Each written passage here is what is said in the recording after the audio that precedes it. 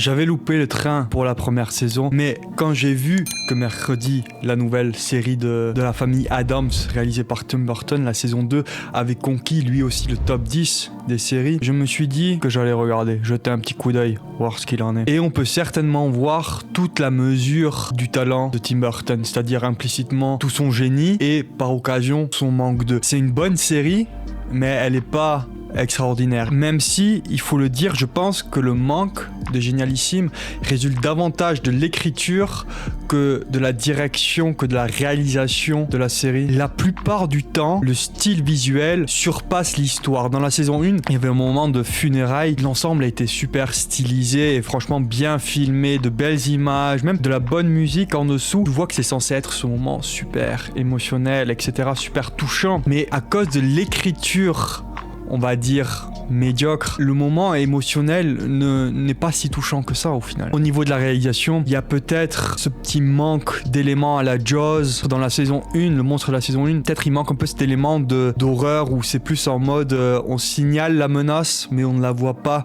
nécessairement. Le monstre, je l'adore, c'est clairement inspiré un peu de Goya et c'est franchement bien visuellement, sauf que à cause de cela, parfois le monstre est génial et parfois il est complètement nul. Mais surtout, la saison 1, l'intrigue est inintéressante, plus simpliste que simple, et la saison 2, l'intrigue elle est confuse, peut-être même en réponse à cette première, peut-être qu'on leur a fait la critique et que du coup ils cherchaient à changer, mais qu'au final pas vraiment réussi quoi. Je pense que l'écriture est bonne mais jamais géniale. En anglais il y a cette expression, ce conseil d'écriture qui est d'écrire sur ce que tu connais, et j'ai relevé la critique de cette expression dans la première saison et j'ai trouvé ça quelque peu ironique, parce que la critique même de cette expression c'est écrire ce que tu connais. Quand t'écris le scénario, enfin t'es écrivain, c'est ce que tu connais, l'écriture. Et même si je ne suis pas forcément contre le procédé, c'est-à-dire contre le fait d'écrire ce que tu connais, parce que même si t'écris dans le monde fantasy, au final t'en reviens aux dynamiques psychologiques que tu connais, c'est ce que tu as rencontré dans ta vie, l'expérience que tu as eue, les pensées que tu vas chercher à injecter ça dans l'écriture. Sinon, sur quoi tu écrirais? Dire fondamentalement, on peut pas écrire sur ce qu'on ne connaît pas. Je ne suis pas vraiment contre le procédé, mais ce que je déteste vraiment, c'est l'écriture métatextuelle quand c'est dans la forme littérale d'un personnage en fait qui écrit. Souvent, parce que c'est mal fait. Le personnage principal, éponyme, est franchement monotone. Je ne sais pas si le jeu de l'actrice est mauvais, parce que je suppose que cette expression figée, elle est voulue. C'est plutôt que le maquillage psychologique du personnage principal est comme la fantaisie de quelqu'un qui aime se prétendre différent. Je veux dire, les jeux de mots qui sont censés souligner cette espèce d'amour du tordu, du machiavélique, etc., pour moi, au final, souligne plutôt une inacceptation assez banale de personnes assez normales, plutôt que une espèce de cadre nihiliste qui paradoxalement est ouvert à la vie et qui permet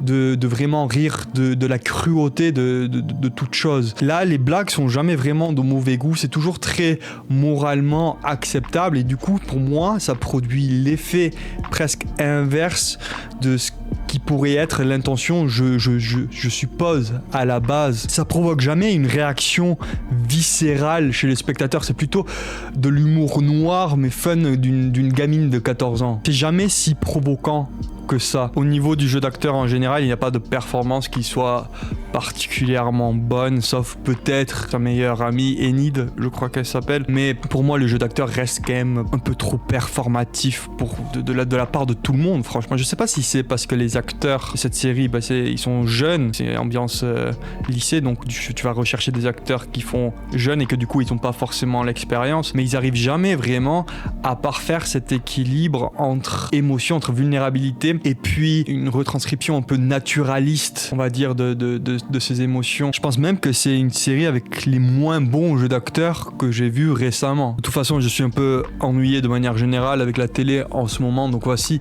une émission populaire de plus dont je ne me souviendrai probablement pas après l'avoir regardée. Je veux dire, c'est un peu un wannabe Harry Potter, genre ça émule à Harry Potter, mais en même temps c'est beaucoup moins bien, avec une tonalité cohérente qui fait souvent vraiment redondante, toujours les mêmes vannes, toujours les mêmes setups pour les mêmes punchlines. Dans les mots de Bob Dylan, The times they are changing. Il n'y a pas grand chose à redire en vrai. Si on place cette série dans le contexte des années 90, 2000, même 2010 je pense, elle aurait été qualitativement remarquable aussi. Mais aujourd'hui, c'est juste une série passable de plus qui est populaire parce que bon, c'est une série Netflix. Du coup, les gens vont regarder. Je veux dire, je veux mon contenu. Leur faut leur dose. Il faut qu'ils regardent quelque chose le week-end. Mais avec tout ce qui existe, je ne pense pas que la série avait besoin d'être faite. Je vois pas vraiment un grand pourquoi. Et le problème, c'est que si la série ne peut pas espérer se placer parmi les meilleures séries de tous les temps, mais qu'elle est juste